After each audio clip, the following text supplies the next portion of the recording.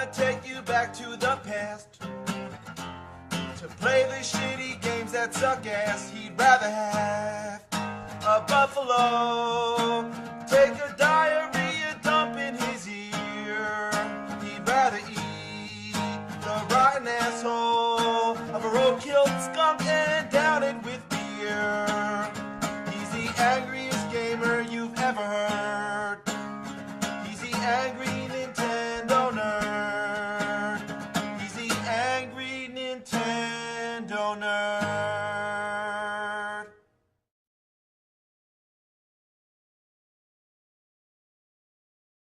Wally Bear and the No Gang. Now the first thing that baffles me about this game is the actual cartridge. I mean, look at this. It doesn't look like any other NES game.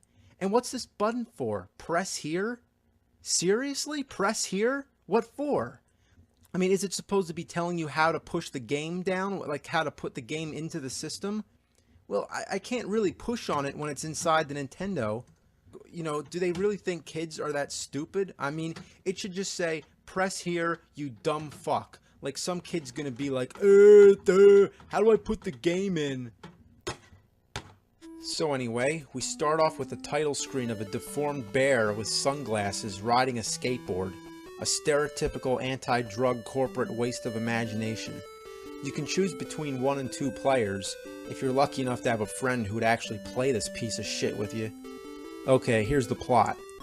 You're the ultra-hip skateboarding schmuck Wally Bear. Your Uncle Gary Grizzly wants you to gather up your straight-edge friends and head over to his house for a party.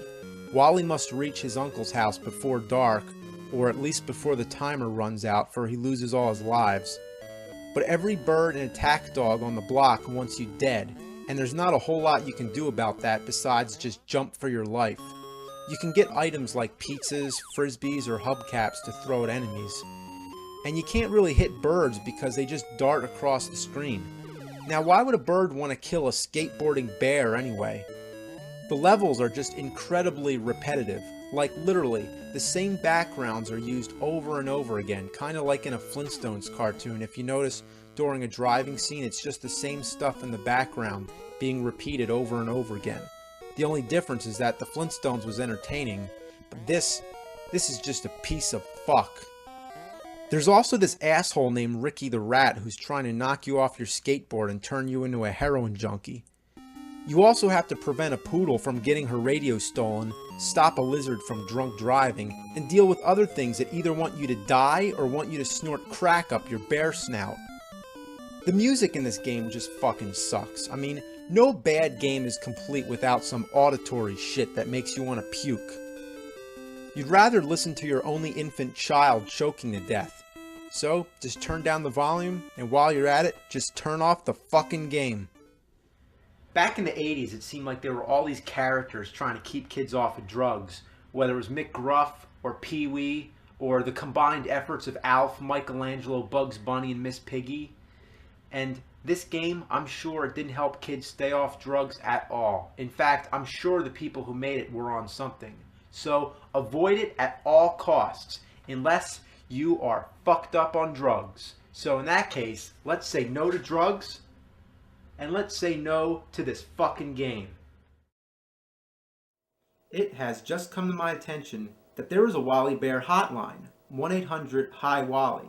Now, you wouldn't think that after like 20 years that number would still be functional, but somewhere in some old dusty basement, Wally Bear still lives.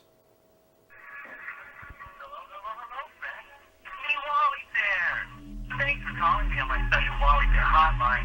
I'm here at the National Clearinghouse for Alcohol and Drug Information in Rockville, Maryland. And guess what?